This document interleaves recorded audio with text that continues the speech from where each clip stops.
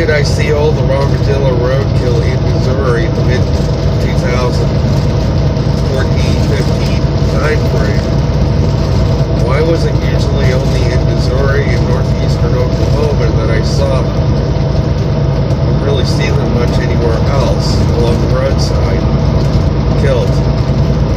And my guess on that was that they were in a state of migration, that those animals were leaving the state of Missouri because they sense that the climate is about to get cooler, and they were heading out of Missouri down into Arkansas, more into Oklahoma, more into Texas, trying to go east from there as well.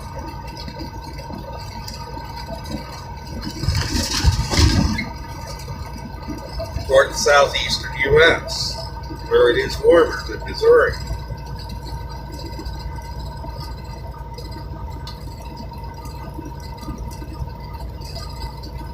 Lately, I do not see any more roadkill in Missouri.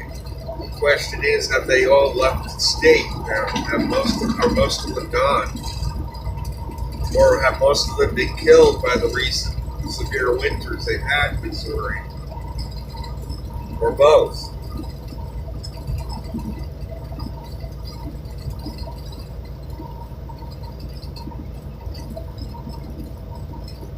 That is an interesting question.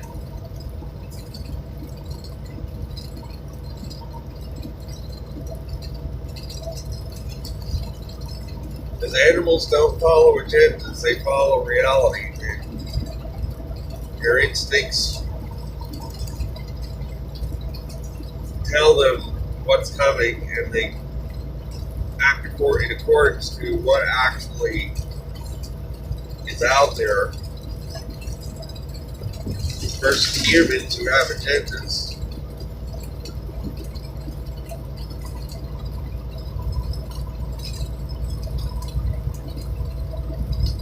Global warming agenda is meant to take people's freedom away, ultimately.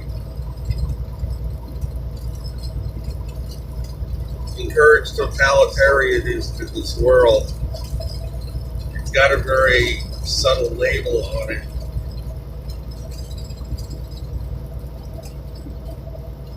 Because if they could brainwash everybody into believing that carbon dioxide is going to burn us all up, and they could put on all the taxes, all control people's lives, they're led to believe that stuff.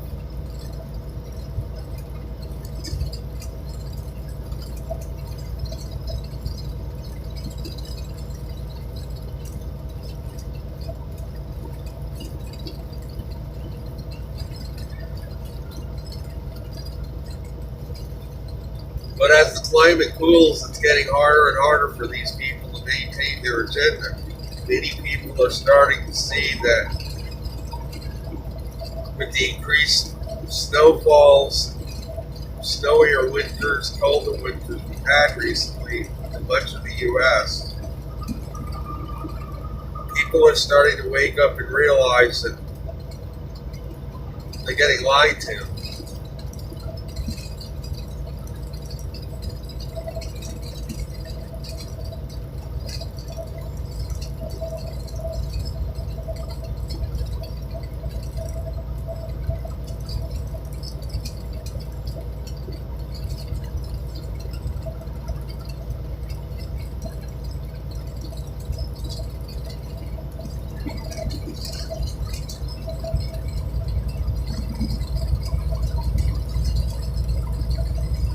Global warming was invented in 1989 when there was actually some global warming happening. The summer of 1988 had been a very hot summer.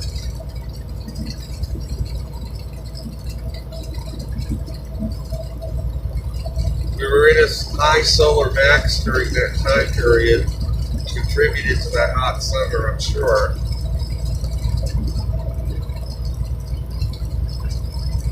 Heat records are being broken all over the USA.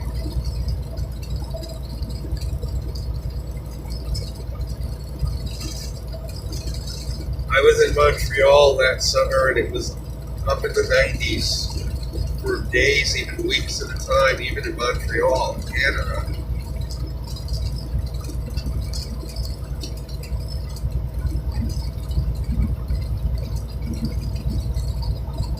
That was one of those summers where the high pressure system did work itself up over Florida, South Dakota, Nebraska, Utah, instead of further south. So under this high pressure system, the heat built up. Drought was common in the center of the country in plains.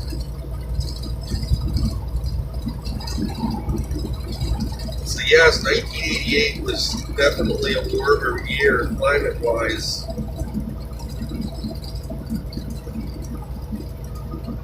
Which led to this global warming agenda.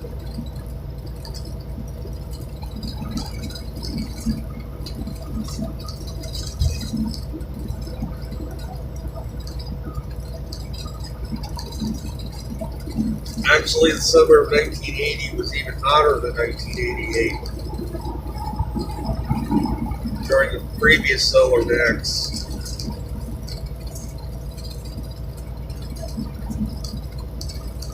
Why am I mentioning solar activity? Because solar activity in the 80s was very high, and that's when the global warming got started, agenda. When I lived in New Hampshire in the late 1980s, solar activity was so high that I would sit on the shoreline of Lake Winnipesaukee watching the aurora borealis night after night. It was almost a given that you were going to see it. Summer of, I think, 1989, especially. There were weeks at a time when I would see the aurora borealis all night after night. It would be visible in New Hampshire. And I would watch this aurora sitting by the lakeside.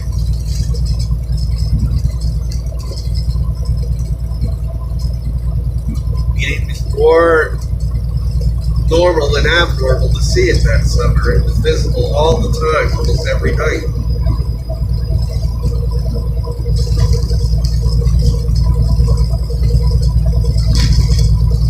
And that was right around the time again that the agenda of global warming got started. But they blamed it on carbon dioxide emissions, not on what was really causing it, which was high solar activity. Putting extra energy into this Earth system, climate system. Putting extra heat into the oceans to cause some super El Nino, like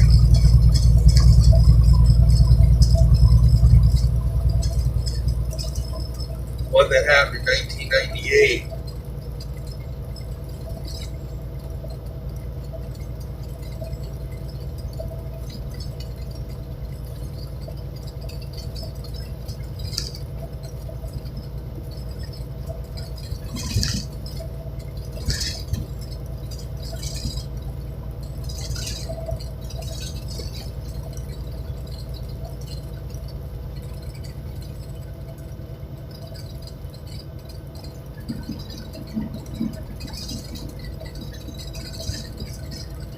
In 1990, when I moved to North Carolina, 1991, solar activity was so high that I saw an aurora borealis in North Carolina.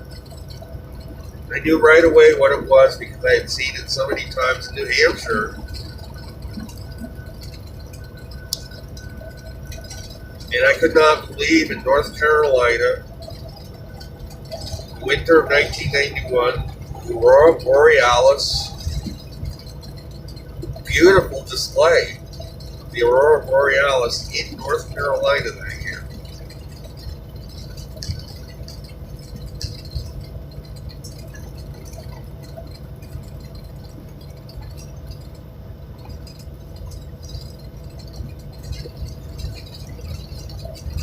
In recent years, I lived in Maine, I only saw the aurora borealis maybe a handful of times in the last solar max we had in 2012. I think maybe 2 or 3 times I saw it in Maine.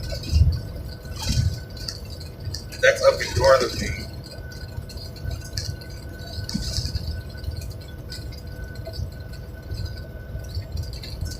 It wasn't really impressive. It was maybe as low in the northern sky, barely discernible the times I did see it. When I saw them in New Hampshire back in 1989, there were beams of light shooting across the sky, appearing, disappearing, all different colors. And this was like almost every night.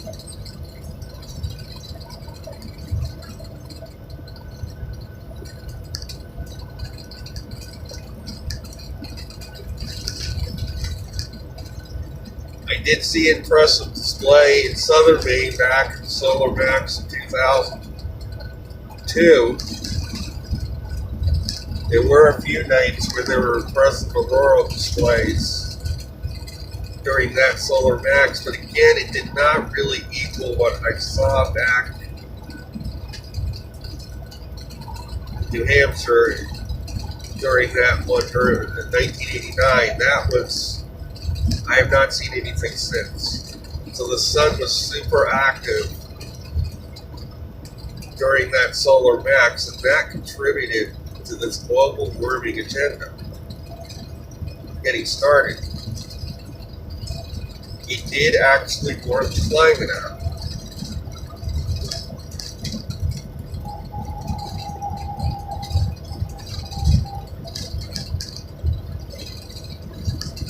Put a lot of extra heat into the oceans, but the reason why the Arctic sea ice didn't immediately melt is because it takes time. The currents have to carry that warm water up into the Arctic. So the sea ice up in the Arctic didn't really start to melt until 2006. By then, the climate was already, the sun was declining, and it was already starting to go back into a cooling mode. But yet, the reason why the ice started melting back then is because all that warm water from these solar maxes in 1989, 1980 began to flow up there and start melting the ice from underneath.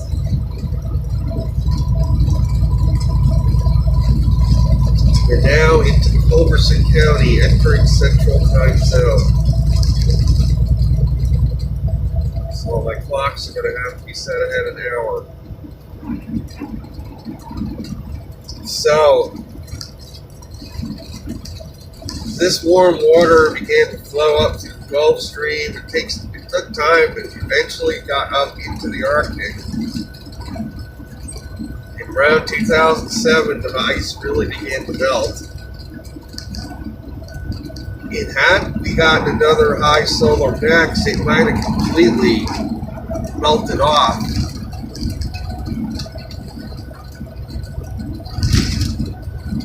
But because solar activity declined after 2005, eventually the flow of warm water began to slow down. It's to the point where it was no longer melting any more ice, it was just keeping pace. And that's why in the last 10 years there has been no further decrease. Because the amount of warm water flowing up into the Arctic now is diminishing. That is what melts most of the ice. It's not the air temperature.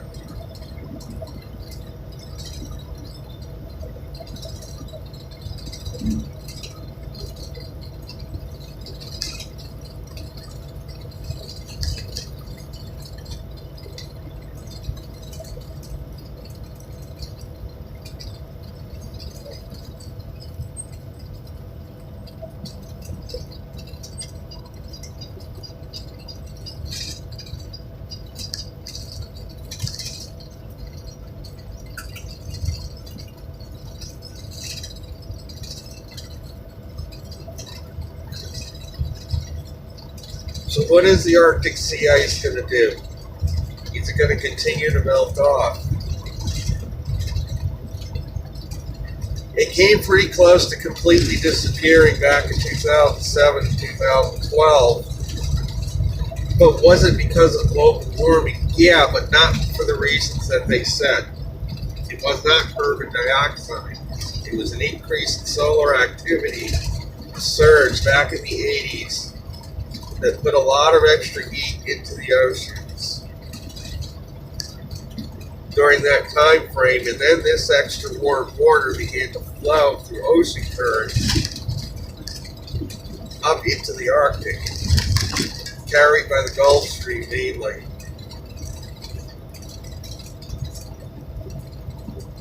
And that is what melted a lot of the ice up there. And had the trend continued, the Arctic would have lost all of its ice, sea ice at least. I'm not talking about the ice on Greenland. Greenland has been there all along. That, even in the 10th century, that was still there. And I can't imagine how beautiful it must have been there with the lush forests growing right up to the ice sheet, perhaps. Waterfalls all over the place from the melting ice. But no, that ice sheet would take many decades or even centuries to completely melt off on Greenland.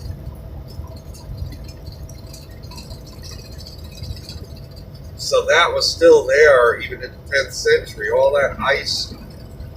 But it was probably a scenario where they were able to pretty much probably grow stuff right up to the edge of that ice sheet because it was warm enough to get water from the melt off. Probably lush forests grew right up to the edge of the ice back then. Hard to imagine, but okay, this is the town of Van Horn, Texas. We're passing through.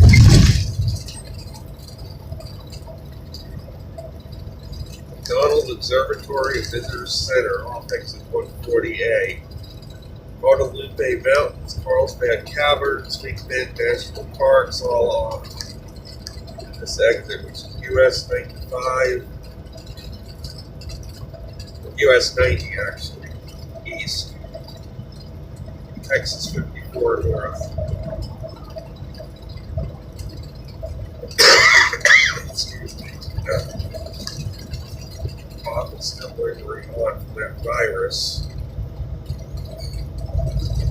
So I can dig back in December when I had it.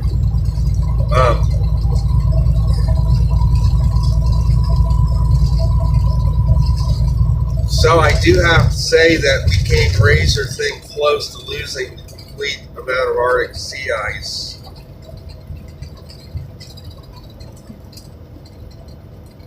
Back in 2007 and 2012, it barely hung on because of so much warm water that was flowing in to the Arctic basin during that time period.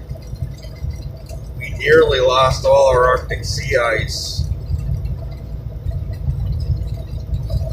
But interestingly enough, during that time period, the climate had actually started on a cooling trend.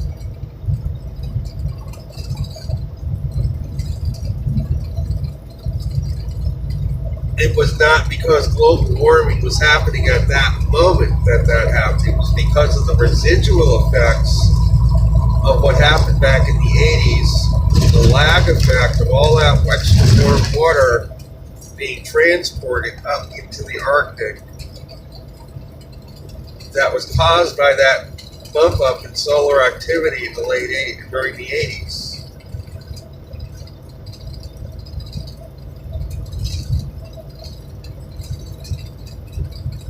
Of course, we were also coming off a period of the 20th century in general. It was a very benign climate. So that surge was enough to almost completely eliminate the Arctic ice. Though, as I said in my previous video, I believe times fairly recently in history there has been no ice up there. Sea ice, I'm talking about. Greenland has always had its ice cap, but sea ice, I believe there's been times, 10th century, I don't think they had any ice up there. In order to support a climate in Greenland to grow stuff, the winters had to have been not that cold. Summers had to have been warm enough to support a growing season.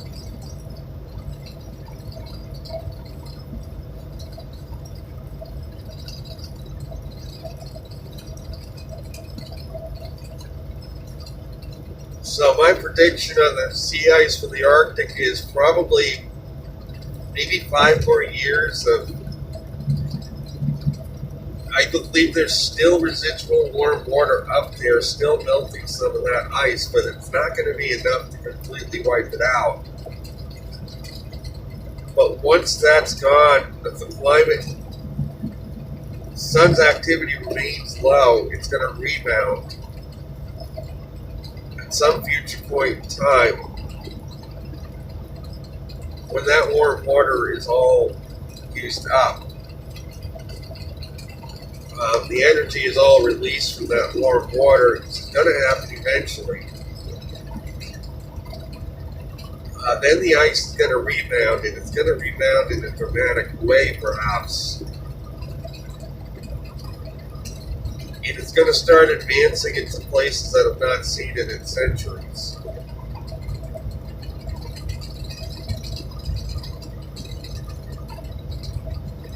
That is yet future. I don't think that's going to happen immediately. That may be another decade away, perhaps. And that's only if the sun remains in a weak state.